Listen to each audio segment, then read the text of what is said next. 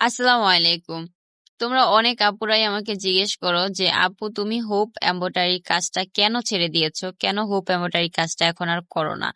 তো আজকে তোমাদেরকে আমি এই ভিডিওতে বলবো আমি কেন এই কাজটা ছেড়ে দিয়েছিলাম, এটার রহস্যটা কি। তার আগে প্রথমেই তোমাদেরকে বলে নেই, যারা নতুন বিজনেস শুরু করতে চাচ্ছ, যারা কখনোই কিছু করো নাই, নতুন নতুন কোনো একটা কিছু করতে চাচ্ছ, এটা খুবই ভালো উদ্যোগ। তবে আমি বলবো তোমরা কখনোই একটা জিনিস নিয়ে পড়ে থাকবে না।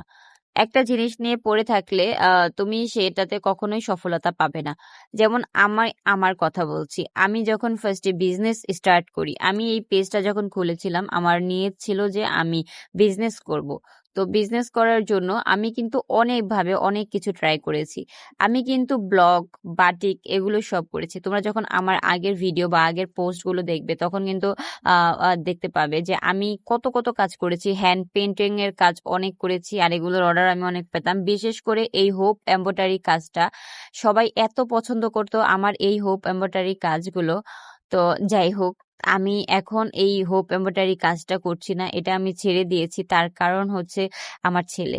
কারণ হোপ এমব্রয়ডারি কাজের ভিতরেও একটা হ্যান্ড পেন্টিং এর কাজ আছে। আমরা যে ডলগুলো বানাই এগুলো আমরা হ্যান্ড পেন্টিং এর কাজ দিয়ে করি। তো আমার কিন্তু এখনো অনেক অর্ডার আছে আমার আত্মীয় স্বজনের কাছ থেকে, তারা আমাকে বলছিল যে আমি যাতে এগুলো বানিয়ে দিই। সত্যি কথা বলতে হোপ এমব্রয়ডারি কাজটা আমার নিজের পার্সোনালি অনেক পছন্দ ছিল।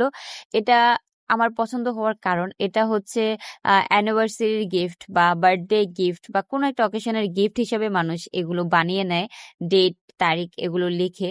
তো আমার কাছে এই জিনিসগুলো অনেক ভালো লাগে। কেউ কাউকে গিফট দিলে কিন্তু অনেক মানে আনন্দ লাগে। আর আমি সবসময় চেষ্টা করি, যেহেতু এটা গিফটের, আমি সবসময় চেষ্টা করি এটা একেবারে যতটা সুন্দর করে তৈরি করা যায়, যতটা অ্যাস্থেটিক করে তৈরি করা যায়, মানে একজন মানুষকে গিফট করবে, সে যাতে এটা দেখে মানে তার মনটা ভালো হয়ে যায়। আমি চেষ্টা করতাম সবসময় এভাবে তৈরি করার।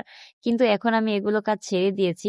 আমি এই কাজগুলো আবার ধরবো যখন আমার ছেলেটা একটু বড় হবে, সে যখন বুঝবে তখন।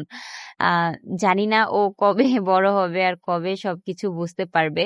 কারণ ও সবসময় এই যে যখনই দেখবে আমি রং নিয়ে কোনো কিছু করছি তখনই সেও রং করবে। সে রং করতে অনেক পছন্দ করে। বাচ্চা মানুষ রং দেখলে এরকম করবে, এটা স্বাভাবিক।